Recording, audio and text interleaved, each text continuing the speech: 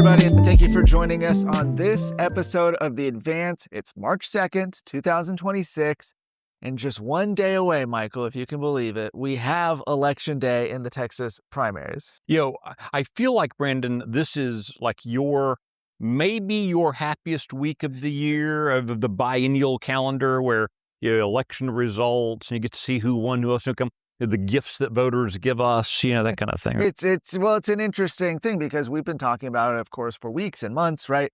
Leading up to this, talking about the big races. We're going to cover some of those as well in this broadcast. But more broadly, though, I do want to say that, heading into this election day, there have been a lot of people talking about, what does it mean that we've seen higher turnout on the Democrat primaries and the Democrat primaries versus the Republican primaries?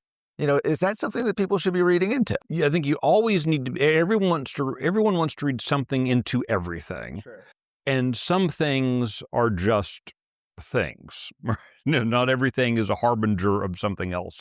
And I think that what you certainly see are Democrats recognizing that it's easy to talk about a blue wave. In point of fact, it's couple of candidates and media sycophants playing in the chemical water of the porta potty.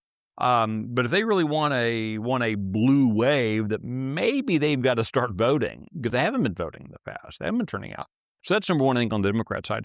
I think that there is also been a push among Republicans, right or wrong. I'm not going to comment on whether this is right or wrong thinking. I don't think it's appropriate for me to do.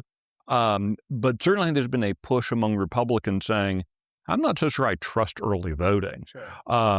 Where you saw 2 years ago, people able to go through some kind of process of elimination, figure out how someone voted and things like that.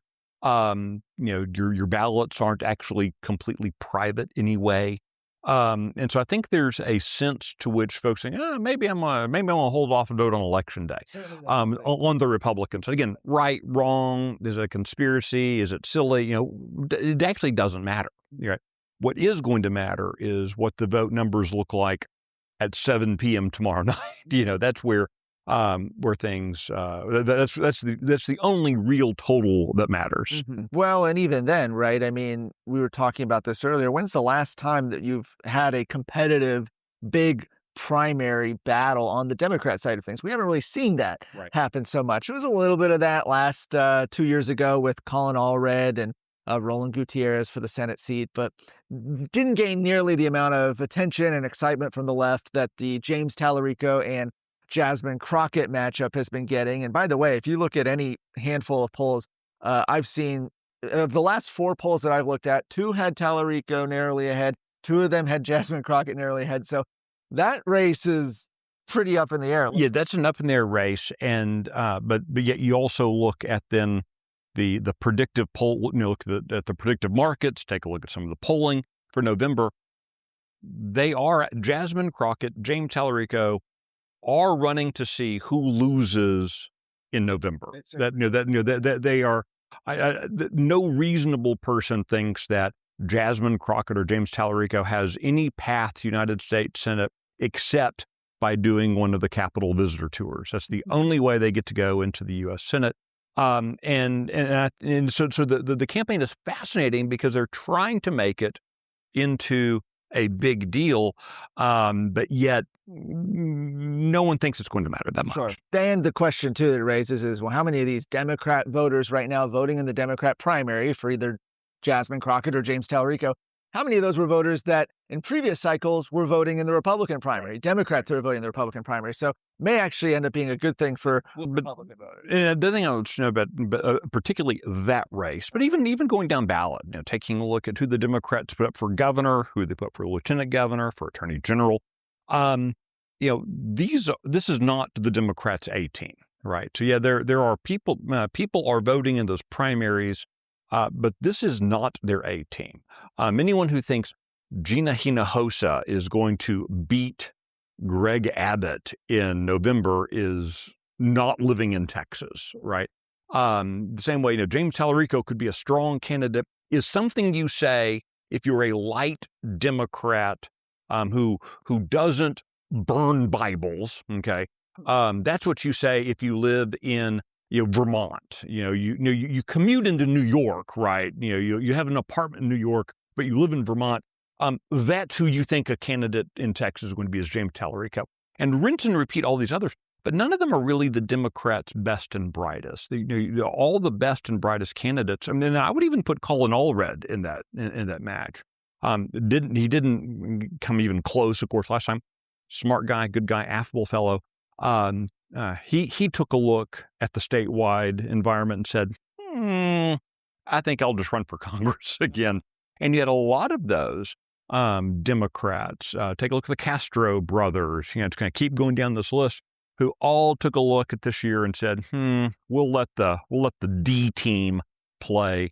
And then maybe in 2 years or 4 years, we'll try something. Yeah. So we'll expect to have a answer as to whether it's Jasmine Crockett or James Tallarico as the Democrat nominee this week. With the outside possibility, I will say that there are more than 2 candidates technically in that race. So there is an outside possibility that race could go to a runoff. Oh, we'd be so lucky. I want 3 more months of Tallarico and Crockett yelling at each other. That's fun.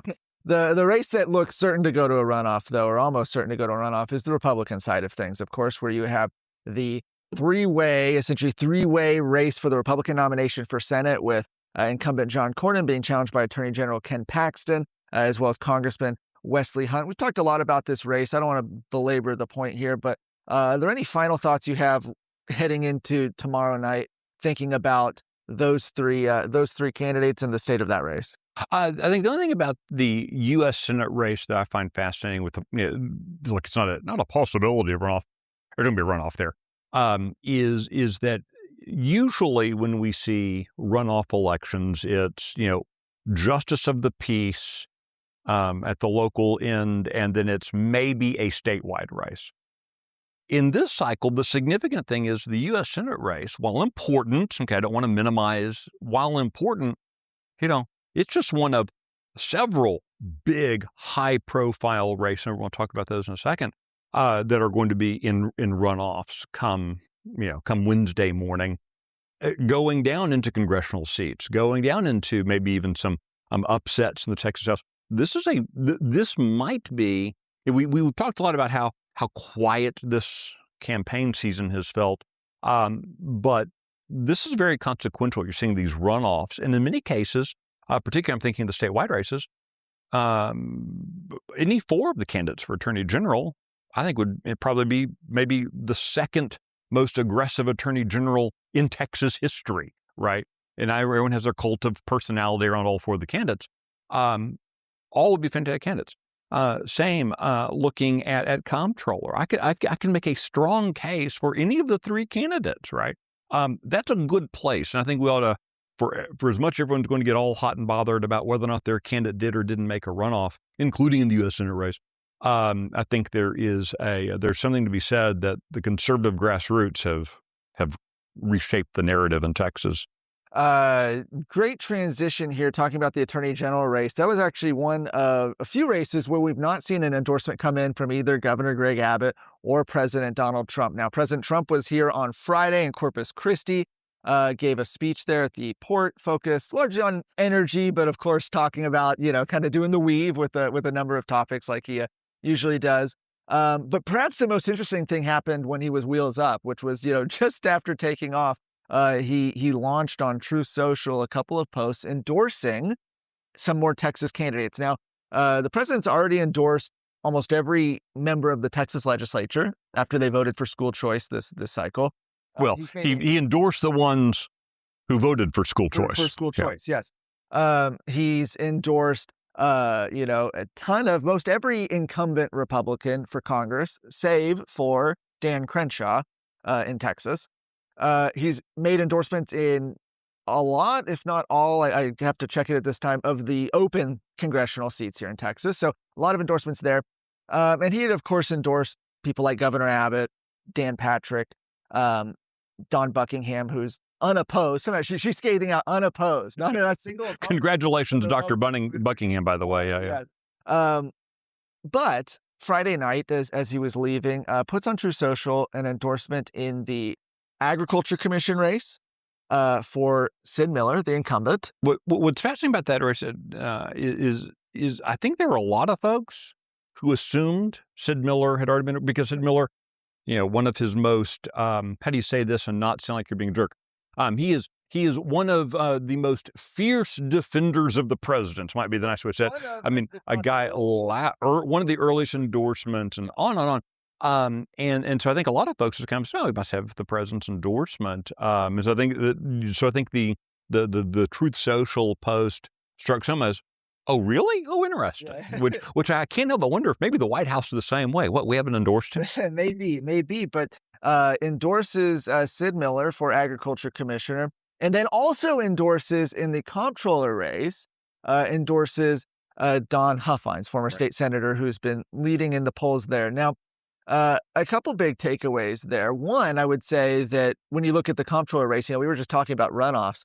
I can tell you the Huffines campaign is hopeful that they may be actually able to come out of tomorrow night without a runoff, despite the fact that you have Christy Craddock and Kelly Hancock as two other legitimate candidates in that race. I think there's at least one or two others that are on the ballot as well. But they're hopeful that they're going to be able to cross that 50% threshold and escape a runoff there. But bigger, I would say, the bigger storyline that's come out of this that a lot of folks are talking about is the departure on these two statewide endorsements between President Donald Trump and Governor Greg Abbott. Now, they're two different people, and they have their own, impulses and what drives them and all that. But I think it's interesting to see the governor and the president diverging on these two pretty big statewide endorsements, especially in light of the fact that for the last couple weeks, Governor Greg Abbott has been crossing the state on a campaign tour with Kelly Hancock, who's running for comptroller, and Nate Sheets, who's challenging Agriculture Commissioner Sid Miller. He's been traveling the state with both of them. It was an interesting visual to see Trump now coming out against Abbott's endorsements there. And I think it has a lot of people, fairly or unfairly, right, are going to be looking at tomorrow night and sort of saying, okay, well, whose endorsement, is carrying the most weight? Is it the president or the governor? Yeah, and there's certainly, I can understand why the governor has been so strongly campaigning for Mr. Hancock. He appointed him into that role after Glenn Hager left to go be the chancellor of the A&M system. So that kind of pride of appointment. I was going to say pride of ownership. That wouldn't be right. Pride of appointment. But yet the Ag Commission race just seems like a very strange place for the governor. Have gotten so hot, so deep, so quickly. Again, particularly because, again, I think most people were operating in the assumption that Sid Miller was Donald Trump's guy in Texas.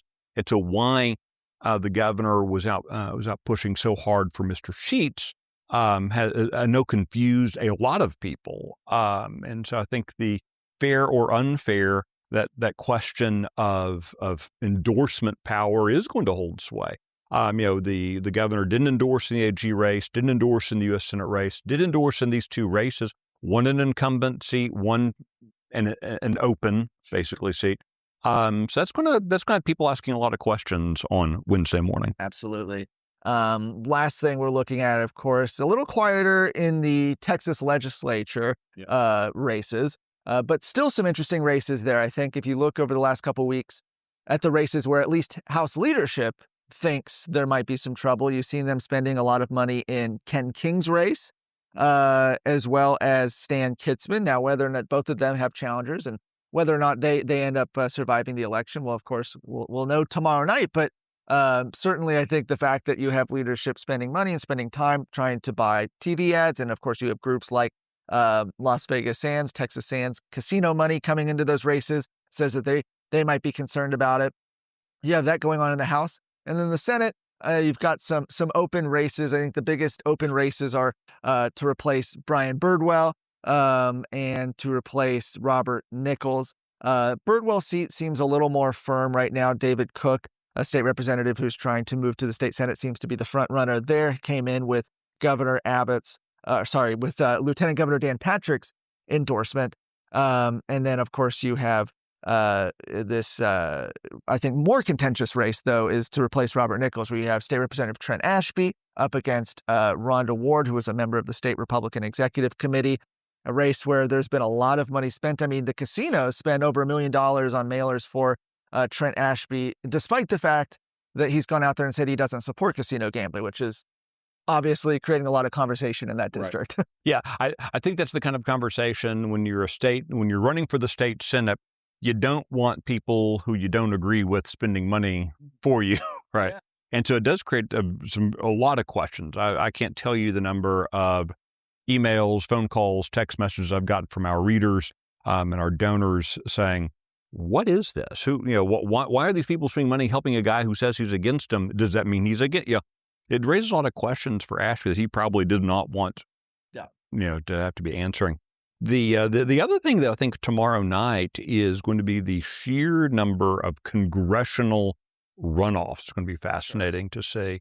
Then again, we're not used to congressional seats have kind of become the new state legislative seats. For a long time in Texas, legislative seats flew under the radar. No one paid attention. Well, now the grassroots, a lot of voters paying a lot of attention to legislative seats. Congressional seats, people kind of stopped paying as much, right or wrong, stop paying as much attention to. But with the redistricting and some open seats, you got Wesley Hunt running for the U.S. Senate instead of running for re-election. You got those kind of situations there, where you've got a lot of seats with like you're talking large numbers of people. CD21. I think almost every registered voter is running in CD21 at the moment, So you've got so many candidates in these races. I don't care how popular the frontrunner is, you're going to have a lot of runoffs. Yes. And one more thing I want to add, I know we've said that a couple of times, but we're going a little long, but there is a lot to talk about here. With as interesting as those runoffs are going to be in the congressional races, you also have a situation, Michael, let's not forget, where you have two members of Congress, Dan Crenshaw and Tony Gonzalez, that are both facing very serious challengers. I think Tony Gonzalez, the prediction markets have him like at 10% chance of winning. I mean, very, very, very poor odds for him.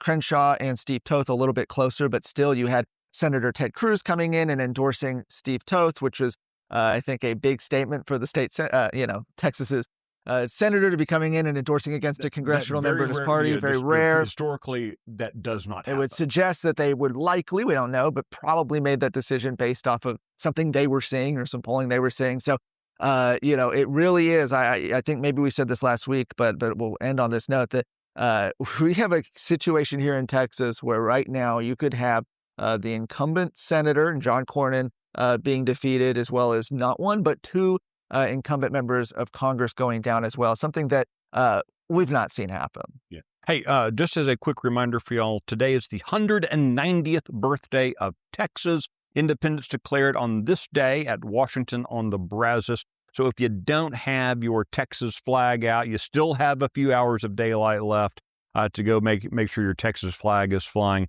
here on Texas Independence Day. All right. Well, that'll do it for today. Thank you for joining us on The Advance. I'm Brandon Waltons. It's Michael Quinn Sullivan. Thanks for tuning in.